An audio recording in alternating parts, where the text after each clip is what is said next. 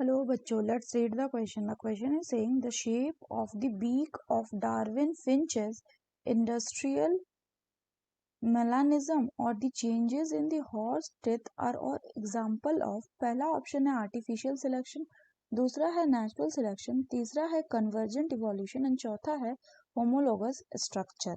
तो आइए देखते हैं हम इसका की कंसेप्ट। अगर हम बात करें इसके की कंसेप्ट की, इसका की कंसेप्ट हो जाएगा Darwin finches and industrial melanism. अगर हम बात करें डार्विन फिंचेस की, डार्विन फिंचेस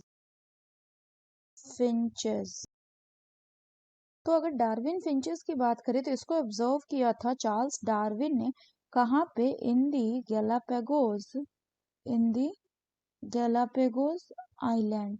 तो यहाँ पे इन्होंने क्या देखा था कि फिंचेस जो होते हैं ये स्मॉल बर्ड होते हैं और सारे इसके जितने भी अलग अलग स्पीशीज थे, अलग अलग जो स्पीशीज थे, all were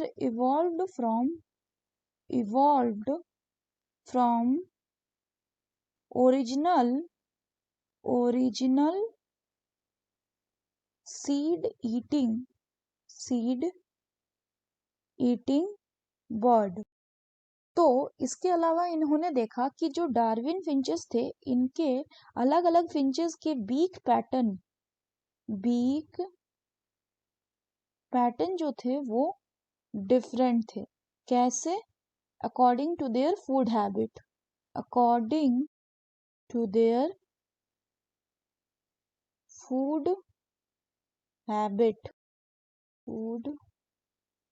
from insectivorous to the vegetarian finches. यानी कि अगर हम बात करें फर्दर तो डार्विन फिंचेस जो थे ये किसके एग्जाम्पल थे? ये आपका एग्जाम्पल थे natural selection bye adaptive radiation. तो एडाप्टिव रेडिएशन की बात करें कि ये क्या होता है, तो एडाप्टिव रेडिएशन वो प्रोसेस है जहाँ पे इवोल्यूशन होता है अलग अलग स्पीशीज का किसी एक गिवन ज्योग्राफिकल एरिया से फ्रॉम ए पॉइंट, और उसके बाद वो रेडिएट करता है अलग अलग डिफरेंट ज्योग्राफिकल हैबिटाट्स में। दूसरा अगर हम बात करें तो दूसरा था आपका industrial melanism.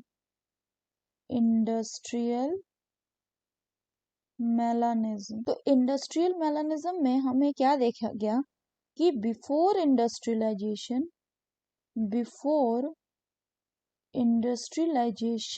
White coloured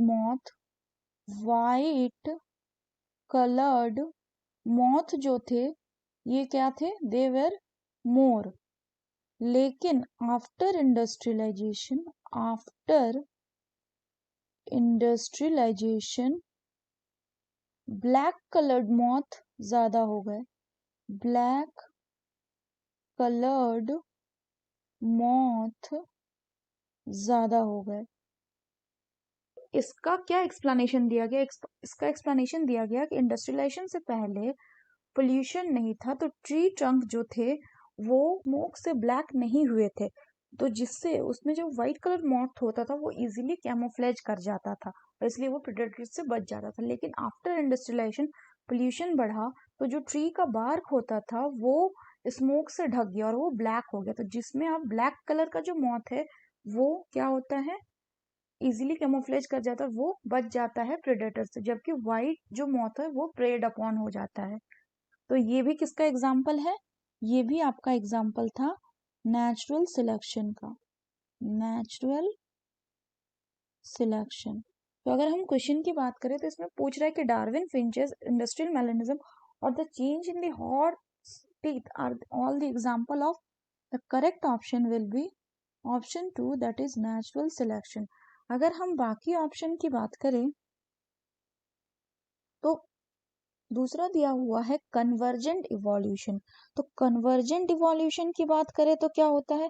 convergent evolution का मतलब होता है कि एनालॉगस स्ट्रक्चर की बात कर रहे हैं, यानी इन जिनका एनाटॉमिकल स्ट्रक्चर जो होगा वो सिमिलर नहीं होगा बट फंक्शन सेम होगा, यानी they do not have same ancestor और कॉमन एंसेस्टर, लेकिन कहीं ना कहीं जाके इवोल्यूशन ऐसा हुआ होगा कि उनका जो फंक्शन है, एनाटॉमिकल स्ट्रक्चर या ओरिजिन डिफरेंट होने के बाद भी फंक्शन सेम दिखता है।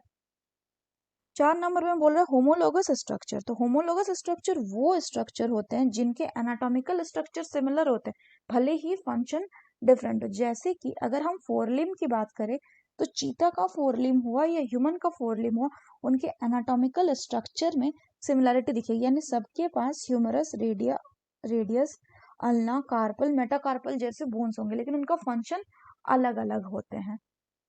अगर आर्टिफिशियल सिलेक्शन की बात करें तो आर्टिफिशियल सिलेक्शन वो प्रोसेस है जहां पे हम आर्टिफिशियली अपने डिजायर्ड कैरेक्टर को सिलेक्ट करते हैं। इसका एग्जाम्पल होगा कि जब मेंडल ने पी प्लांट को जब ब्रीड किया तो उन्होंने अपने अनुसार पार्टिकुलर कैरेक्टर को चूज किया और उन्हीं को ब्रीड करवा के उन्हीं का सिलेक्शन करवाया।